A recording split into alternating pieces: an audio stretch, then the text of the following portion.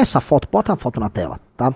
Parece que o nosso herói Pastor Mirim, ele encontrou o Pablo Marçal. E eu queria falar sobre uma coisa chamada teoria da convergência. Existe na evolução. Na evolução, animais que não possuem a mesma origem genética, eles acabam por pressão ambiental e processo evolutivo, né, pressão seletiva, a ficar parecidos no final, sem ter em si um compartilhamento dos genes. Vocês entendem isso? Vou dar um exemplo. Um ictiosauro, tá? O Riso pode até procurar um ictiosauro. Bota ichthyosauro e dolphin no Google. O Riso vai procurar. O ictiosauro, ele era um réptil que vivia na Terra, tá? Isso, pega esse mais gordinho. E aí põe dolphin junto. Isso não lhe parece um golfinho? Parece. Isso não possui nenhum gene compartilhado com o golfinho. Isso também não tem nenhum gene compartilhado, quer dizer, não nenhum gene, mas assim, isso não passou pelo processo, ele era um réptil e ele vai para a água e devido à necessidade de se adaptar àquele ambiente, há um processo seletivo e o processo seletivo vai transformando o corpo, né, de milhares e milhares de gerações em algo que se parece com o golfinho. O golfinho era um mamífero. O mamífero, que ele era o Indorraius, o Paquicetus, aí ele foi indo pra água e ele virou o golfinho. No final, eles acabam se parecendo, porque eles vão ocupar nichos ecológicos similares. O que eu quero dizer? Volta agora pra... Pega agora pra ictiosauro e golfinho. Peraí. Tralaleiro, tralalá. O que eu pego mesmo? Ictiosauro, golfinho. Eu ponho em inglês. Os dois juntos, põe e golfinho.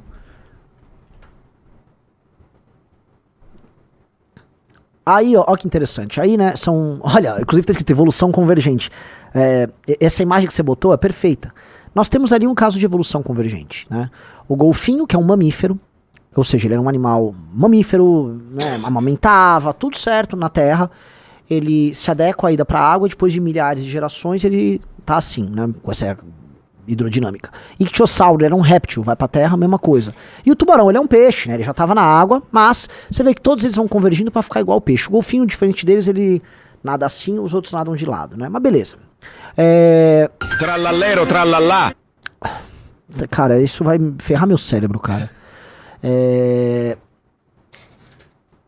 Vamos lá.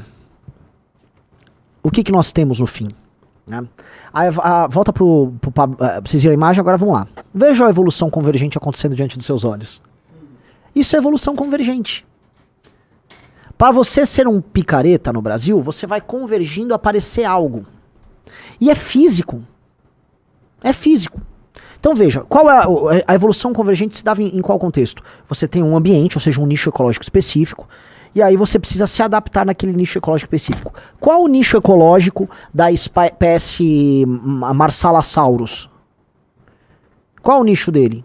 Classe média baixa, evangélicos / neopentecostais, principalmente neopentecostais, pessoas com baixa instrução, certo? E desesperadas para resolver o problema delas, certo? Certo. Esse é o nicho ecológico do Marçal. Qual o nicho ecológico do Pastor Mirim? Neopentecostais, pessoas querendo ganhar dinheiro, pessoas com baixa instrução, certo? Certo. Então nós temos aí ambos com origens diferentes, idades diferentes, atuando no mesmo nicho ecológico. Como funciona, vejam só, a evolução convergente da identidade digital. Aqui volta ali, eu quero mostrar a lata dos dois. Vejo até na aparência, a gente começa pela aparência, o cabelo, o dente de porcelana, aquele dente que tá escravo, e os dois vivem. Veja, eu larguei por isso, ó. Essa arcada, né, branca, né? O mesmo tipo de roupa. Já o menino tá fazendo harmonização facial. Inclusive a harmonização facial, ela leva a uma convergência. Todo mundo fica igual com a harmonização facial. Todo mundo se parece o Gustavo Lima, o Bukele, o Marçal. É uma evolução convergente, né? Porque você vai pegando todas as coisas específicas das outras pessoas e você transforma tudo igual. O cara tem um queixo quadrado e tal. Eles mexem na harmonização facial pra todo mundo ficar igual. As mulheres também, ficam com aquela beiça, aquela cara, assim, ó.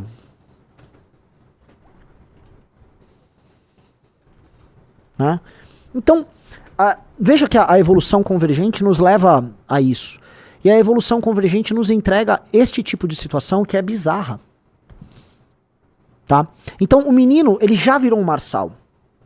Porque a pressão seletiva leva para que todos pareçam um Marçal. Assim como a pressão seletiva, né? Pressão seletiva é complicado, tô usando termos que não são... o Pirula vai reagir a mim, vai discordar. Mas eu duvido que o Pirula acho que vai ficar até feliz, né? Por mais que o Pirula não deva gostar da gente, mandem pro Pirula. Talvez ele vai ficar feliz eu usar elementos de evolução ali pra falar de picaretas web, né? Mas... a pressão vai elevando, eles a ficarem iguais. Pegue todo mundo da bancada, que eu vivo zoando, né? Todo mundo da bancada da bala. Eles são iguais, a barba, cara de mal, arminha na lapela, discurso bolsões, é evolução convergente. Eles vão todos convergindo pra ficar, inclusive, fisicamente iguais. Então esse menino, em pouco tempo, ele nos mostra que os estímulos para ser um malandro, para ser um picareta, são simples, claros. A forma como você atua é mais ou menos a mesma. E aí você começa a se parecer e você começa a se ajustar. Então, por exemplo, que você tá lá, o Marçal e esse menino, você já sabe tudo que tá acontecendo. Aí quando você vê Marçal legendário, você já sabe tudo que tá acontecendo. Você já sabe, é exatamente isso que tá acontecendo. Não é? Você já sabe. Então você vê o Manga e o garoto. Ah, tá, entendi. Só tá faltando, ó, Manga, tá faltando a harmonização, hein? Tá faltando a barba lá, vai ter que passar um minoxidil aí pra crescer a barba, ficar cara de brabo e tal. Like na live? E esse processo, ele acontece diante dos olhos de vocês. Então, este perfil que me parece que é muito claro, né? É que a gente chama de greco-goiano, né?